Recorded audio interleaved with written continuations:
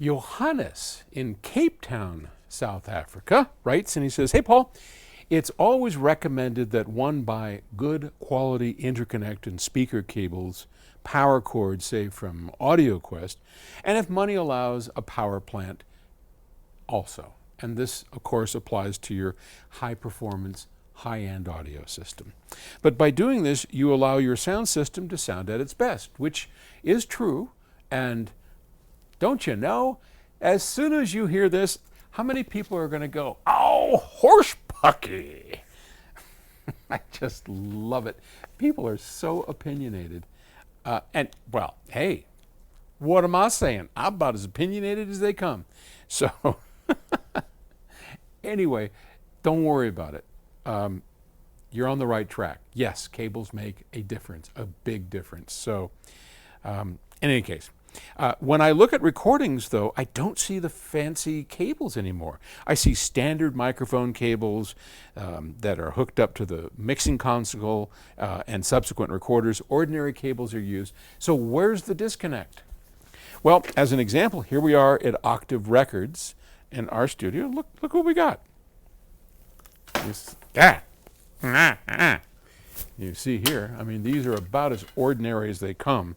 I think these were handmade a while ago in one of our engineering labs. So I would say at Octave Records currently in our setup, we're about 50-50. We've got about 50% of the cables that we use here are just ho-hum, Belden, get it at Amazon, who cares? And the others are really excellent, spent a lot of money. And eventually, our goal at Octave Records, when we build the new studio, I've already worked it out with my buddy Bill Lowe, who owns AudioQuest, we're going to be 100% AudioQuest cabled.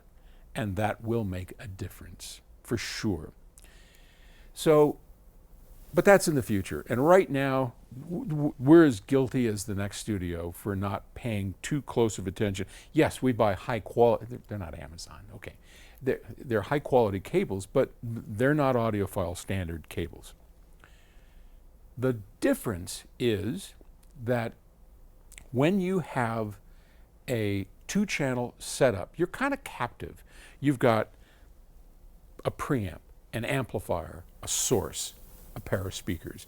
That's a pretty simple chain, and you're kind of locked into it. So we buy cables that make the synergy of the whole system work together, right? If you're, well, I'm not going to get into the whole cable thing, but just imagine that's all we can control. I mean, our amp sounds this way, our speakers sound that way, and now we're going to buy cables that cause the two to synergistically perform better. And that's a pretty simple formula. And we're kind of fixed. There's not a whole lot we can do about that. We could change the amp, but let's just say we don't, okay? So we use cables as a synergistic system. In a recording studio, the variables are through the roof. To the moon! Remember, who was it? Ralph Gleason. Ralph Gleason? No. Can't remember diddly squat anymore. Jackie Gleason. There you go. See, this stuff just pops in my head. And it used to do it a lot, but now only about half of it comes in. That's okay. It's better than the alternative. Getting old is better than the alternative, right? In a recording studio, the variables are just through the roof. For example, let's say that I take a microphone, and why, here's one right now. Let's just take this microphone, okay, and pretend that I can sing. So as I'm singing in front of this microphone, and I'm listening on the recording, it could be this cable, who cares, right? It's going to make a sound. I'm going to hear something. Now, as a recording engineer, I might think, I'm not liking the way that sounds. It's a little tubby. It's a little this. Could I change the cable? Sure. Would it make a difference? Probably. The bigger difference is going to come from changing the microphone.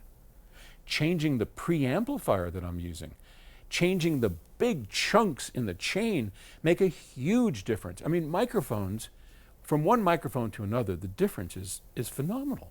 A ribbon microphone versus a condenser microphone versus an electret. I mean, every microphone has a huge difference in the way things sound. And preamplifiers, microphone preamplifiers, big difference, okay?